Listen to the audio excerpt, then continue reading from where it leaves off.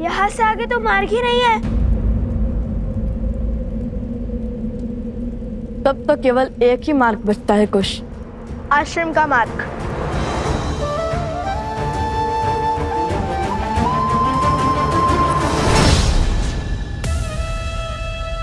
कुश, यदि माता सीता आश्रम में ही है तो फिर ये दोनों क्या बात कर रहे हैं? सुनती हूँ।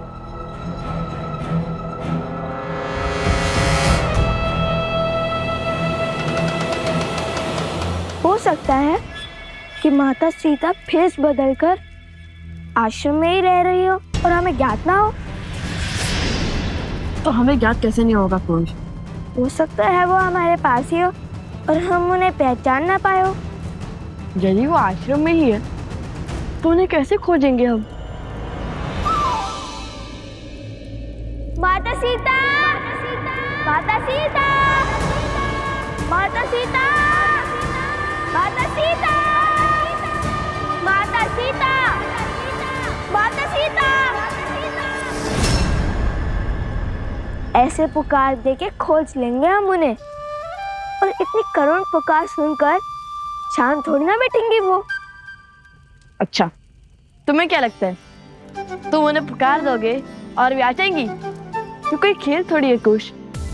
खेल तो अब मैं खेलूंगी, क्योंकि मेरी विजय का मार्ग तुम दोनों की मार्ग से मिलेगा अब।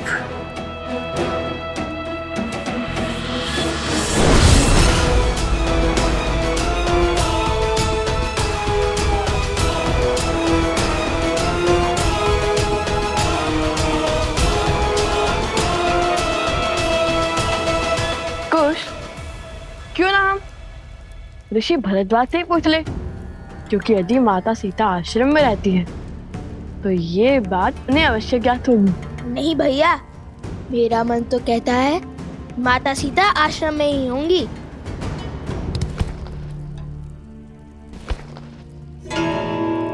ये फल कहाँ से आ रहे हैं?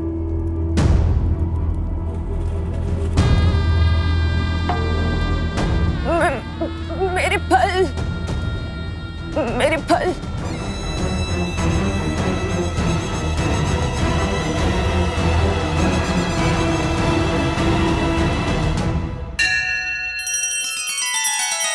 श्री रामचंद्र कृपालु भजु मन हरण भव भय दारुणम।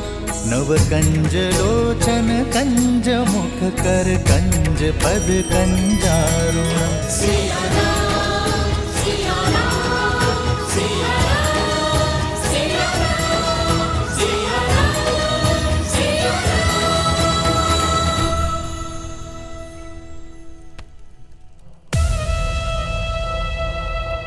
ये लीजिए आपके फल। धन्यवाद ऋषि कुमारो। ईश्वर तुम्हारी सारी इच्छा पूर्ण करे। लाइए, अपनी टोकरी आगे कीजिए। इतने जतनों से एकत्रित किए मैंने ये फल, इस अंधकार में उन्हें ठोकर लग गई तो इधर उधर फिर से गिर जाएंगे ये फल। मैं ठहरी एक वृद्ध साध्वी, कैसे ले जाऊंगी इन्हें मेरे साथ में? लाइए, हम आपकी सहायता कर देते हैं। बताइए, किस और रहती हैं आप? तुम दोनों चलोगे मुझे छोड़ने? अवश्य, आइए। इस समय फल क्यों एकत्रित कर रही थी, और वो भी इतने सारे? मेरा इस संसार में कोई भी नहीं है, मैं अकेली ही रहती हूँ और इसीलिए मैं फल इकट्ठे करने निकल जाती हूँ सांझ को। परंतु आज तनिक दूर आ गई हूँ और मार्ग भटक गई हूँ। तो आप भगवान वाल्मीकि के आश्रम में क्यों नहीं आ जाती? उसके द्वार सबके लिए खुले हैं। नहीं नहीं, कोई है जिसका दायित्व मैंने उठा रखा है। ये फल भी उसी के लिए ले जा रही थी मैं, किसके लिए? जो वर्षों से उस गुफा में तपस्या कर रही है। अपना तो अब कोई है नहीं, तो उसी की सहायता में स्वयं को व्यस्त रखती हूँ। वेशभूषा से तो साध्वी दिखाई देती है, परंतु रूप उसका महारानी सा सुंदर है।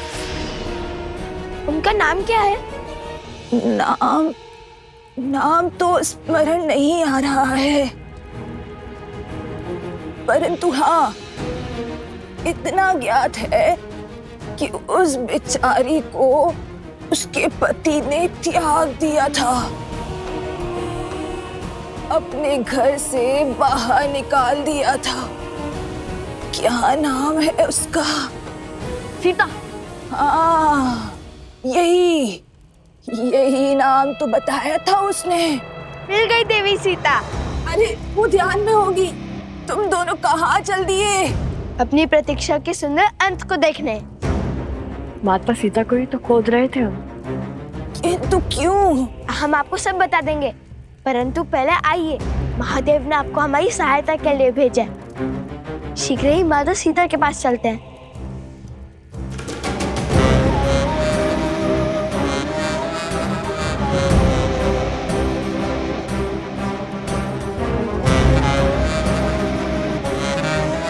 बस यही इसी गुफा में है वो देवी सीता।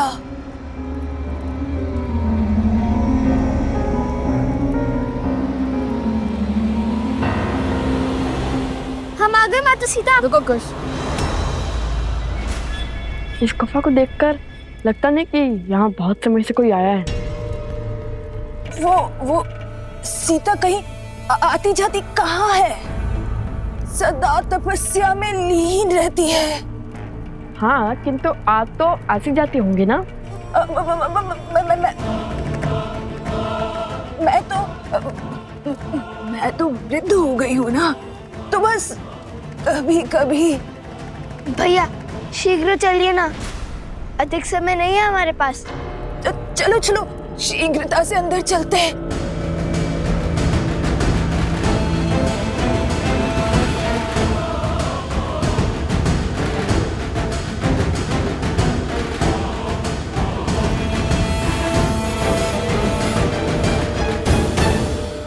बस अब मैं और नहीं चल पाऊंगी। थोड़ी सी श्वास ले लो। तुम दोनों आगे जाकर बाएं मुड़कर आगे चले जाना, और फिर तुम गुफा के केंद्र तक पहुंच जाओगे।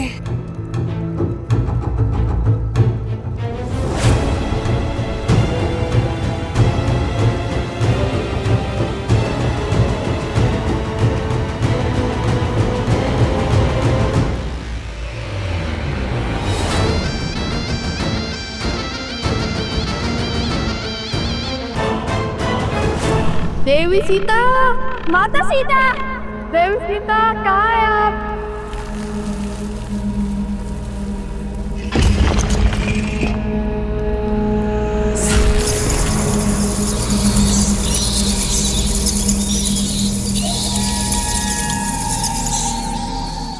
ये कैसी ध्वनि है? ये गुफा बहुत पुरानी है कुछ। आगे बढ़ते रहो, कुछ पत्थर गिर गए होंगे। देवी सीता, माता सीता। बातें तो बड़ी बड़ी कर रही थी, किंतु आपकी बहन कुछ कर भी पाएगी या आप?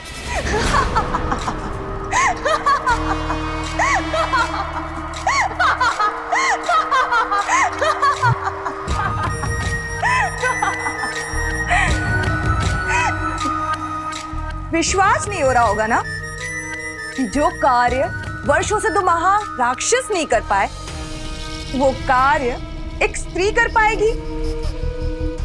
परंतु अब विश्वास होगा जब शूर्पणखा की गति और मति के समक्ष शीश झुकाएंगे आप लोग।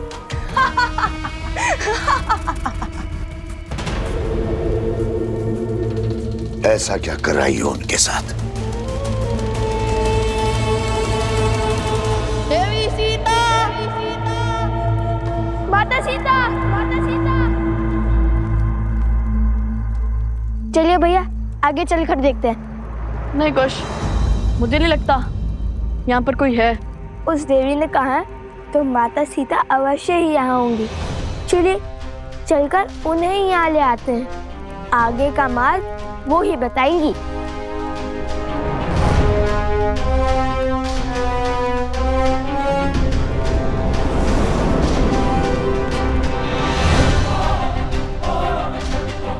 कहाँ गई वो? यही तो छोड़ा था, अवश्य ही बाहर चली गई होंगी।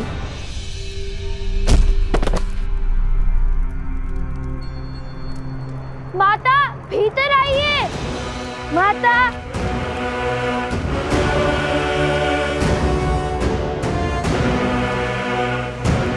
बताओगी भी?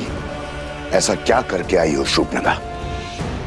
मैं लव और कुश को गुफा में बंद करके आई हूँ भैया।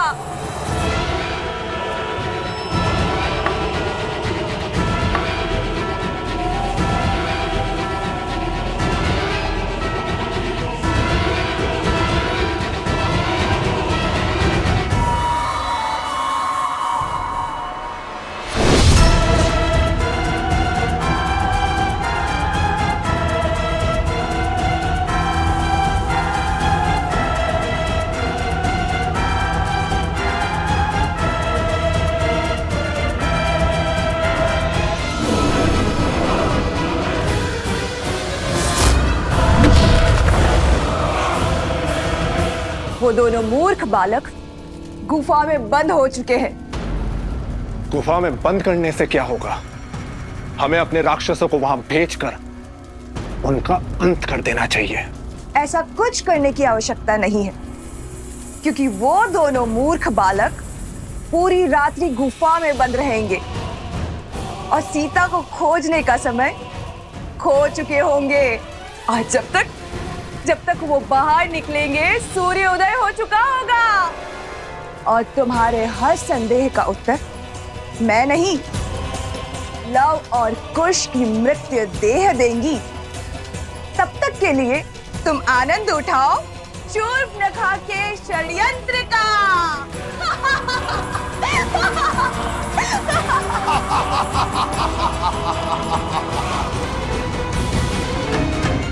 ये क्या हो गया? हुआ नहीं है, किया है। वो कोई साथ भी नहीं थी, माया भी थी। मुझे पहले ही समझ जाना चाहिए था। शीघ्र ही दिन हो जाएगा भैया। हम जीवन के इतने बड़े लक्ष्य से चूक जाएंगे। अब श्री राम को, संसार को, अपने आप को क्या मुख दिखाएंगे कि माता सीता से भी मिल ना सके।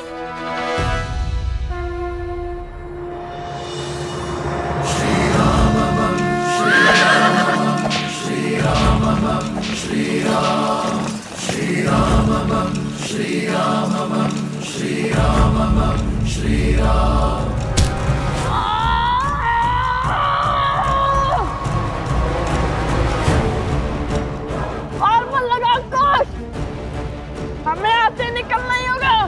और मन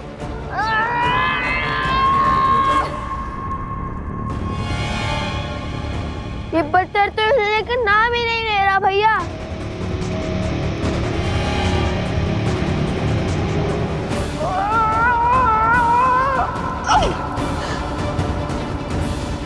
यदि हम वहां नहीं पहुंचे तो अश्वमेध यज्ञ के अश्व का क्या होगा? श्री राम को लगेगा कि हमने हार मान ली है। संकट बड़ा है, किंतु ऐसा कोई संकट नहीं होता जिसका कोई हल ना हो।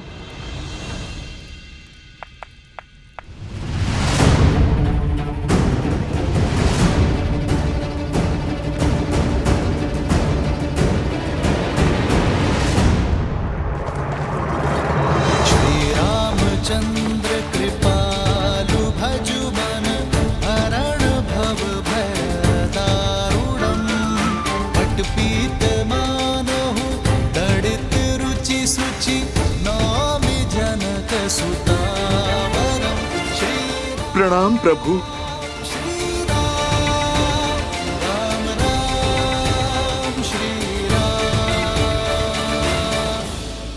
लवकुश कहाँ है? लगता है उन्होंने अपनी माता को सत्य बता दिया है और उनकी माता ने उन्हें समझा दिया है। ईश्वर करे यही हुआ हो प्रभु। आर्य सुमंत, अश्वमेध यज्ञ के अश्व पे अपना अधिकार कीजिए और मेरे हनुमान को बंधन मुक्त कीजिए। हम अश्वमेध यज्ञ पूर्ण करने की दिशा में आगे बढ़ते हैं। रुकिए।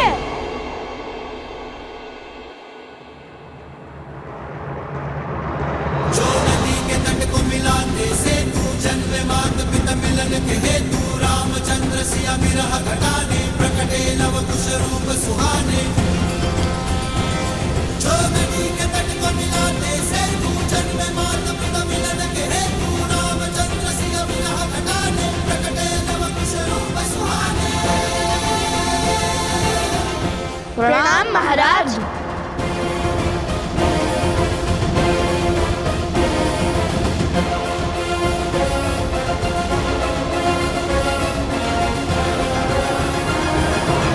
प्रणाम करके दंड से नहीं बच पाओगे तुम दोनों। बहुत विलंब कर दिया आने में तुम दोनों ने। ये विचार कर रहे थे कि युद्ध में जाए या नहीं।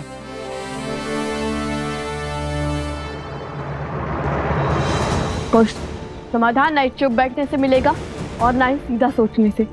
तो अब क्या करें? समस्या टेढ़ी है तो उसका समाधान सीधा नहीं हो सकता। कुछ हमें कुछ ऐसा सोचना होगा जैसे हम सदा से यही रहते हो। क्या भैया, ऐसी गुफाओं में तो केवल सिंह और मूषक रहते हैं। सिंह का बल लगाकर तो देख लिया, किंतु क्या आप मूषक की भांति बिल बनाकर बाहर निकलेंगे? अद्भुत कुश, आज फिर मुझे इतना उत्तम विचार दे दिया तुमने।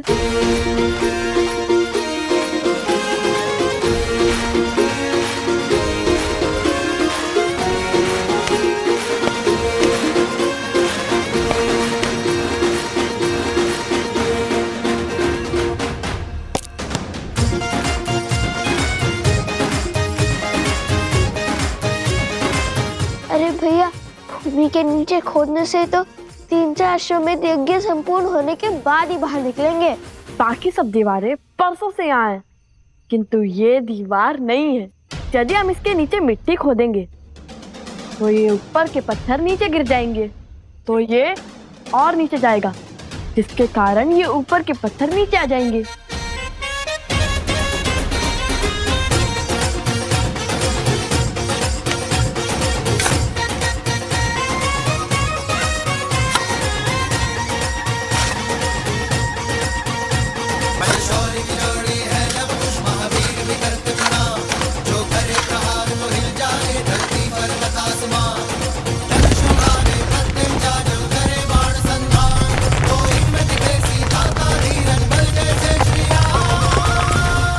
विलंब से आए हैं किंतु उचित मार्ग पर आए हैं। सूर्य प्रातःकाल मेघों से गिरा हो तो उदय होने में समय लग सकता है। इसका अर्थ ये नहीं है कि उसने रात्रि से हार मान ली। अब किस माया में उलझाने आए हो? लड़ना है तो सामने से लड़ो। अरे लड़ना ही तो नहीं चाहते, इसलिए इस समस्या का समाधान ढूंढने गए थे।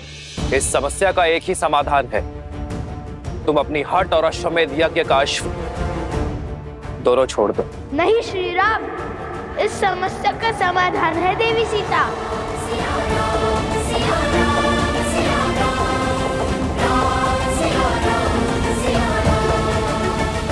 हम उन्हें खोजने गए थे, पूरी रात्रि खोजा, किंतु हम उन्हें खोज ही नहीं पाए। यदि वो मिल जाती तो ये संकट भी हल हो जाता। झूठ!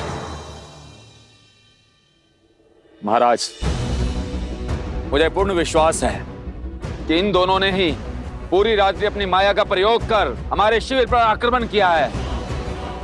युद्ध की हर गरिमा को तोड़कर अब महारानी सीता की खोज का ढोंग कर रहे हो। धैर्य आर्य सुमंत, बालकों, समय आ गया है, आत्मसमर्पण कर दो और अश्वमेध यज्ञ के अश्व को छोड़ दो। आर्य सुमंत, अश्व को लेकर चलिए। जी महाराज। गुरुदेव।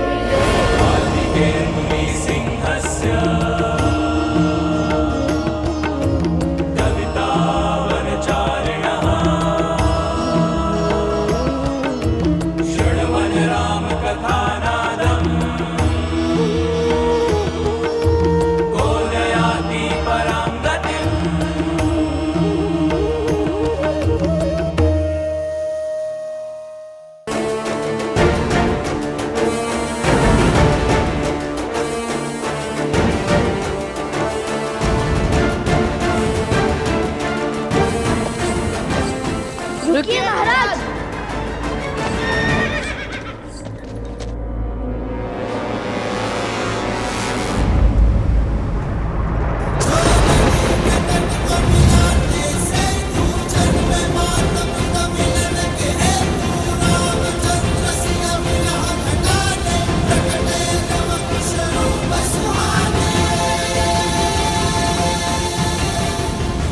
क्या हुआ जो हम माता सीता को नहीं खोज पाए, किंतु कलंक और लांछन किसी का नहीं सहेंगे हम रामायण पूर्ण करने का वचन निभा कर रहेंगे। अपना प्रण पूर्ण करने के लिए, अपना प्राण देने के लिए सजे हैं हम आपसे युद्ध अवश्य करेंगे श्री राम। अश्वमेध यज्ञ को बिना माता सीता के पूर्ण नहीं होने देंगे। बालकों, युद्ध की आवश्यकता नहीं थी, किंतु तुम्हारे वचन का मान रखना मेरा कर्तव्य है। यदि तुम्हारी यही इच्छा है तो ये राम भी सज्ज है। धर्म का है ये कैसा बंधन, तोड़ सके नर ना नारायण।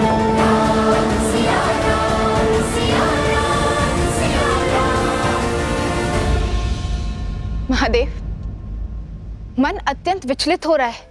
लवकुश के भविष्य की चिंता मुझे खाए जा रही है। क्या इस बार श्री राम अपने ही पुत्रों को? देवी, आप व्याकुलता में वास्तविकता को भूल रही हैं। मत भूलिए कि लवकुश ने शास्त्र और शस्त्रों की विद्या स्वयं त्रिकालदर्शी वाल्मीकि से ली है। माना कि जो होने जा रहा है वो लगभग असंभव प्रतीत होता है, परंतु देवी, असंभव तो मेरे राम के अयन रामायण का प्रत्येक अध्याय है। इसलिए ये संसार इस असंभव प्रतीत होने वाले युद्ध के लिए भी सज्ज हो जाए, क्योंकि ये वो युद्ध है जो आर्यावर्त के भविष्य को आकार देगा। और देवी, ये बात तो आप भी भली भांति जानती हैं कि कोई भी महान कार्य बिना त्याग के पूर्ण नहीं होता।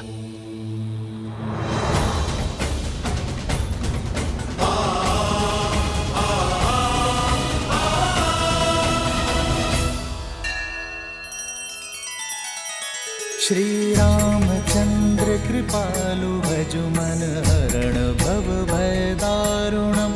नव कंज लोचन कंज मुख कर कंज पद कंजारुणम। सिया राम, सिया राम, सिया राम, सिया राम, सिया राम, सिया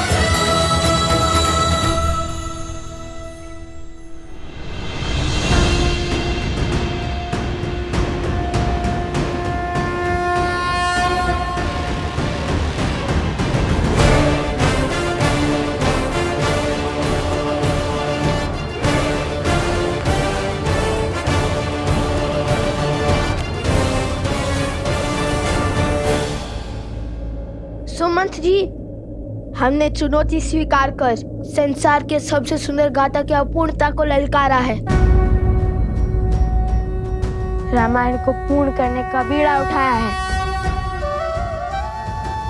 और जब तक हम जीवित हैं, उस उद्देश्य से पीछे नहीं हटेंगे। वृक्ष की शाखा बनी है कुल्हाड़ी, शत्रु रची बड़ी योजना भारी, सिंह हुआ सिंह रक्त का प्यासा, शत्रु ने फेंका कैसा पासा, सरल नहीं कर्तव्य का पालन, ज्ञान यही देती रामायण। पिता चाहे रघुकुल का मान, सूत चाहे सीता सम्मान,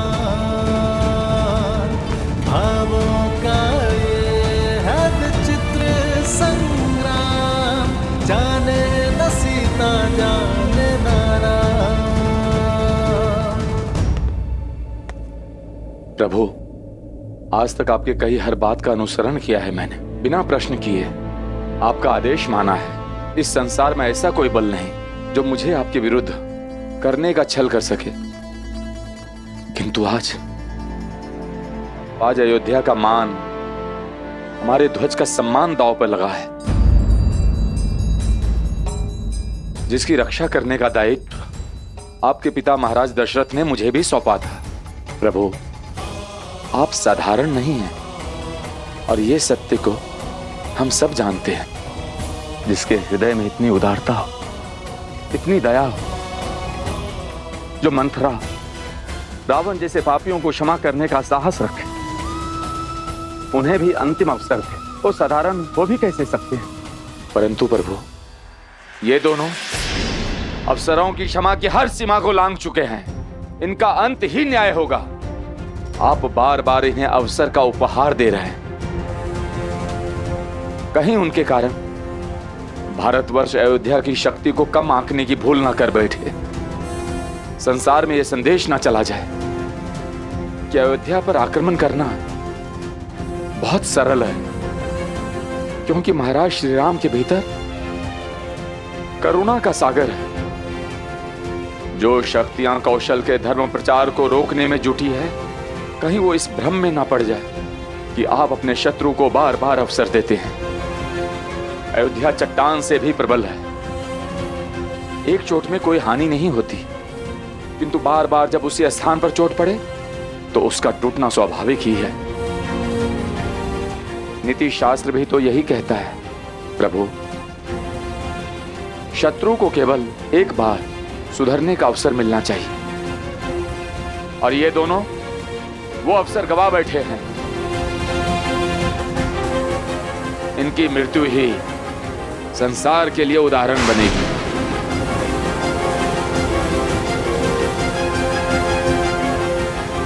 अयोध्या की शक्ति की प्रचारक बनेगी।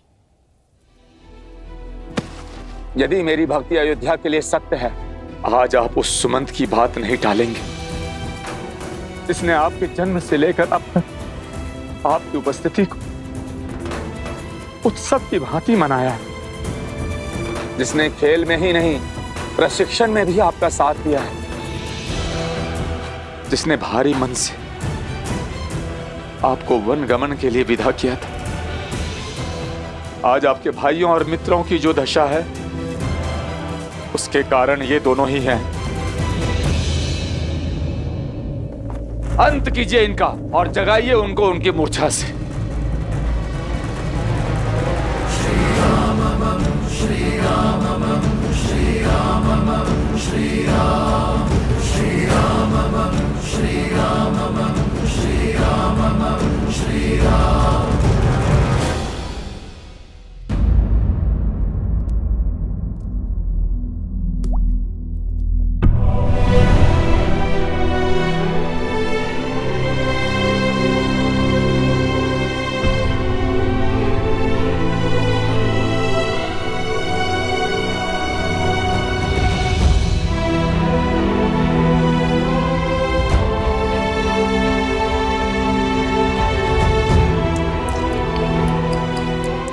पैदराज, चार ना सही, तो इस प्रक्रिया को धीमे करने का कोई तो उपाय होगा। देवी, मैंने अपने कई वैद्यों को अलग अलग स्थान पर बूटियां प्राप्त करने के लिए भेजा है। कदाचित उनसे कोई लाभ हो, वो लोग शीघ्र ही लौटेंगे। देवी, समय और मंत्रों के प्रभाव को रोकना असंभव है।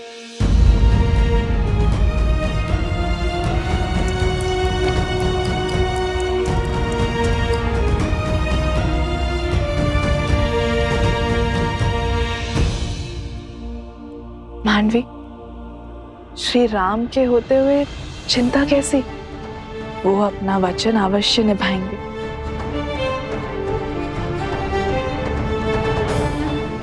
प्रभु, स्मरण कीजिए वो वचन जो आपने अपने भाइयों की पत्नियों को दिया था। यदि कल तक मैं अपने भाइयों और अपने मित्रों के प्राण नहीं बचा पाया, तो मैं आपको वचन देता हूं कि कल मैं भी जीवित नहीं लौटूंगा। स्वयं को उनके पिता के समान कहा था। यदि ये मान भी लूं, कल रात्रि जो आक्रमण हुआ वो इनका नहीं, किसी आसुरी शक्ति का किया धरा था।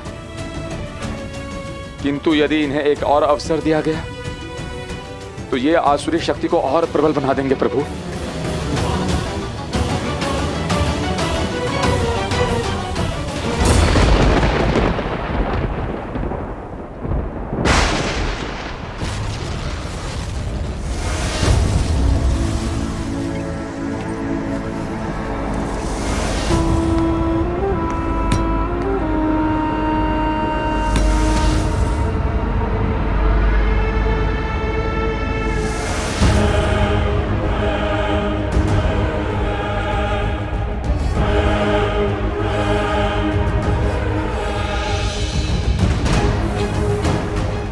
शत्रु पर तब प्रहार करो जब उसका बल और संबल टूटा हुआ हो।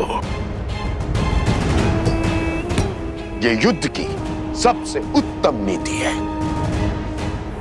जब राम अपने पुत्रों को मारेगा तब वो टूट जाएगा और तब हम उसकी संतान रूपी अयोध्या पर वार करेंगे। उन्हें संभलने का समय ही नहीं देंगे।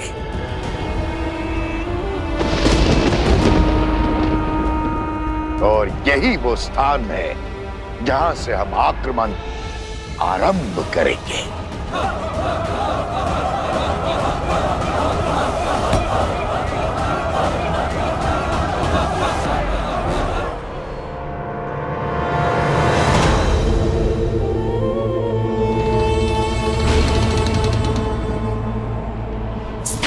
बड़ा ही उत्तम चुना है आपने भैया। अब हमारे सहस्त्र राक्षसों की सेना अयोध्या का चिन्ह, राम राज्य का स्वप्न सब धराशाही कर देगी। बस अब पिता और पुत्रों में युद्ध शीघ्र ही आरंभ हो जाए।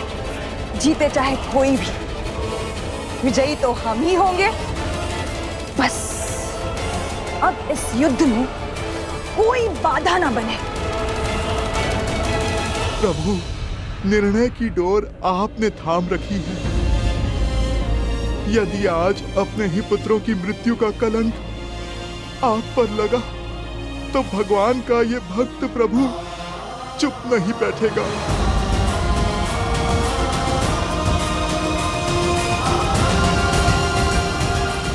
मुख्य आदेश।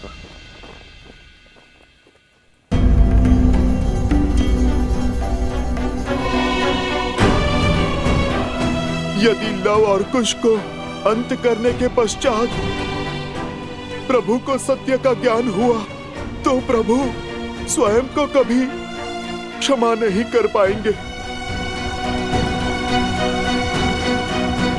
हे भगवान वाल्मीकि, आप मुझे क्षमा कर दीजिए। मैंने आपको वचन दिया था कि ये सत्य अपने मुख से मैं कभी नहीं निकालूंगा, किंतु यदि आज मैं मौन रहा तो ये मेरे प्रभु के साथ विश्वासघात होगा, संसार का सबसे बड़ा पाप होगा।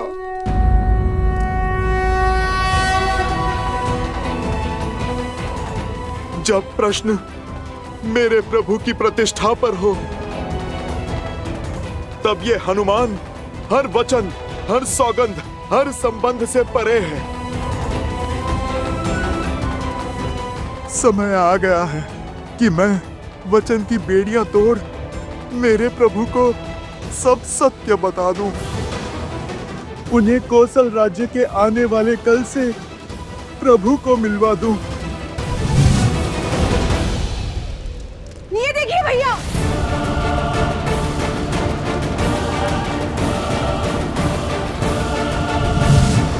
मैं आपकी चिंता और व्यथा दोनों को समझता हूं आर्यसमंत।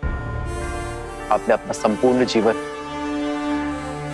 अयोध्या की सेवा के लिए समर्पित किया है। यदि मैं ये कहूं कि अयोध्या की प्रतिष्ठा की चिंता आपको मुझसे अधिक है, ये कहना अनुचित नहीं होगा।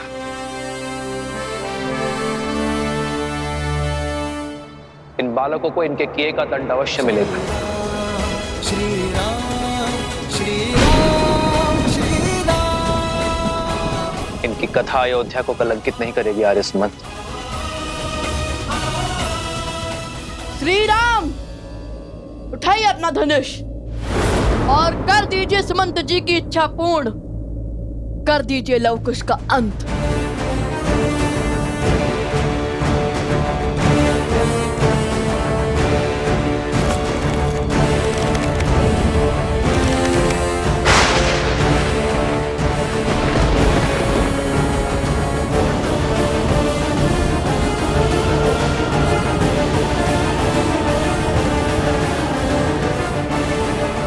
नहीं प्रभु, अपने हाथों से अपने संबंधों का रक्त मत बहाइए। राम राज्य के स्वप्न को कलंकित होने से बचा लीजिए प्रभु। आप जिन्हें मृत्यु दंड देने वाले हैं प्रभु, वो आप ही के पुत्र हैं।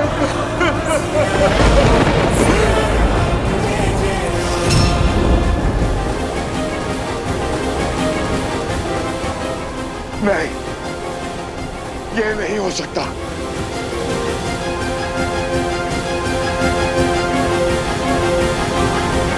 भगवान ने सत्य कह दिया, हमारे हर षड्यंत्र का अंत कर दिया। ये सत्य सुनकर न राम धनुष उठाएगा और न ही ये युद्ध होगा। नहीं! हमारा वर्षों का परिश्रम, सदियों की प्रतीक्षा यूं व्यर्थ नहीं हो सकती। कुछ कीजिए महाराज।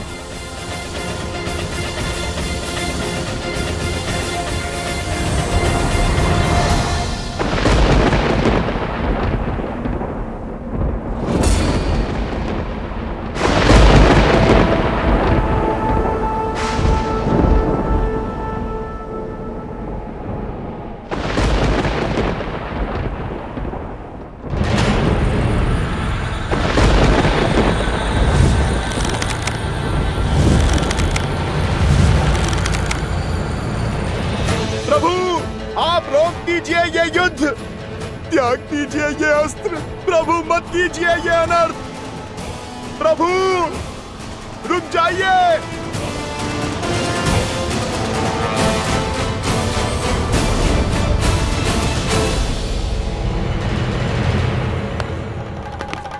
अब तक राम ने धनुष छोड़ अपने पुत्रों को हृदय से नहीं लगाया, अपने रक्त को नहीं पुकारा। इसका अर्थ स्पष्ट है, हनुमान की ध्वनि राम तक नहीं पहुंच रही है।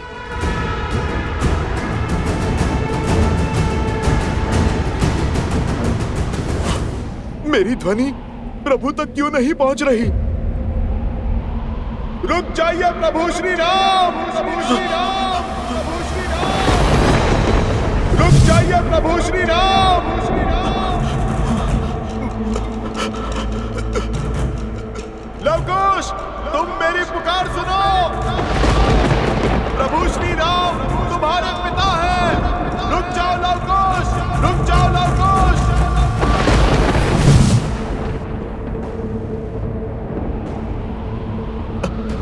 ये क्या हो रहा है?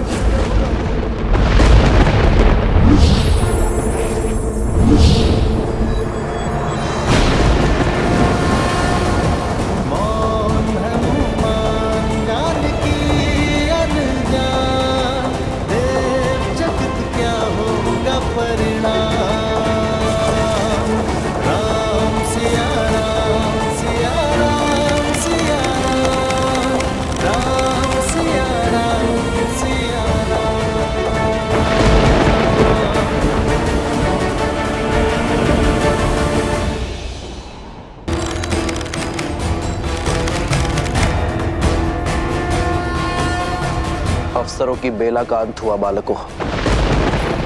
अब उद्दंडता के दंड की बारी है। शस्त्र चलाइए महाराज। आज यात्रा रामायण से पूर्ण होगी। यह हमारी जीवन यात्रा। आपके हाथों से मृत्यु को प्राप्त हुए भी तो हमारा जीवन तो धन्य हो जाएगा ना श्री राम। नहीं प्रभु, नहीं।